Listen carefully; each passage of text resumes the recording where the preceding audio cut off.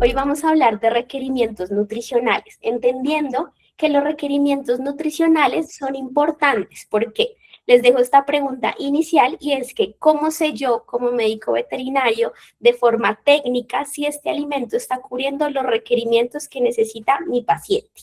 Y es que aquí es donde vemos las tablas nutricionales. Les presento esta tabla nutricional entendiendo que la tabla nutricional se deriva de un porcentaje de ingredientes que ven, en este caso, una tabla de macronutrientes y una tabla de kilocalorías.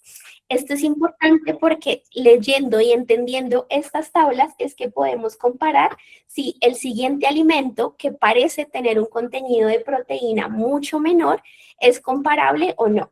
Y sé que cuando nos enfrentamos en clínica a estas dos tablas nutricionales, quedamos completamente perdidos, porque algo que tenemos que entender y es que la nutrición no solo se basa en ingredientes, sino hoy vamos a ver que es bioquímico, fisiológico e incluso matemático. Muchos pasan a estudiar veterinaria creyendo, o inicialmente yo lo pensaba así, que no me gustaban las matemáticas y que quería una carrera donde no estuviera interviniendo, y aquí vamos a ver que las matemáticas, la bioquímica y la fisiología son la base completa de los requerimientos nutricionales.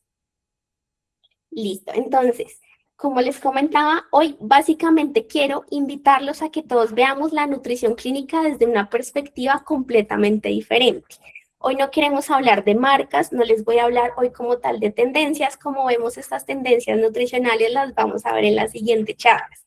Tampoco nos vamos a hablar únicamente de porcentajes. Hoy quiero que nos sentemos a hablar de fisiología, de metabolismo y de bioquímica, porque cada vez que nosotros formulamos una dieta, si nos dedicamos a la formulación o seleccionamos un alimento o intentamos hacer un tema nutricional con nuestros pacientes, nos estamos enfrentando directamente a rutas metabólicas, rutas enzimáticas y en última instancia, pues lo que significa la supervivencia y la funcionalidad del paciente. Acá es donde está el verdadero valor de la nutrición, entendiendo que un paciente no necesita un ingrediente, sino que necesita moléculas que nos sostengan la funcionalidad. Entonces, aquí vamos a ver este ejemplo que, como ven, vamos a verlo como si fuera un vehículo. Todos estos nutrientes que vemos aquí al lado van a ser esa gasolina que va a funcionar como vehículo para ese organismo que finalmente es un organismo complejo que lo vamos a llamar perro o gato. Y es que para mantener esta homeostasis, que es ese equilibrio perfecto, debemos garantizar el aporte de nutrientes esenciales.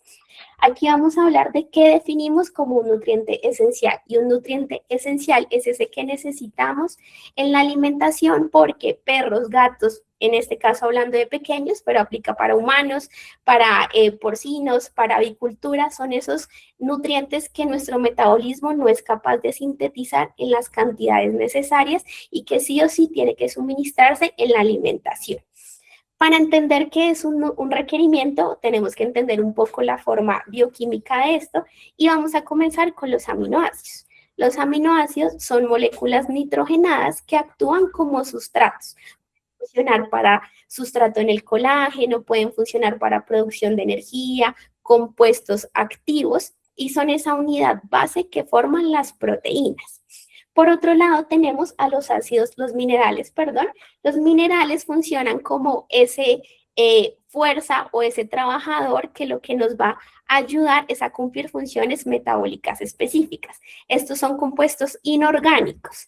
Al ser compuestos inorgánicos, quiere decir que cuando los sometemos a una temperatura muy alta, estos no se queman y se reportan finalmente en tablas nutricionales como porcentaje de ceniza, pero vamos a ver que tenemos que ir un poquito más allá del porcentaje de la ceniza.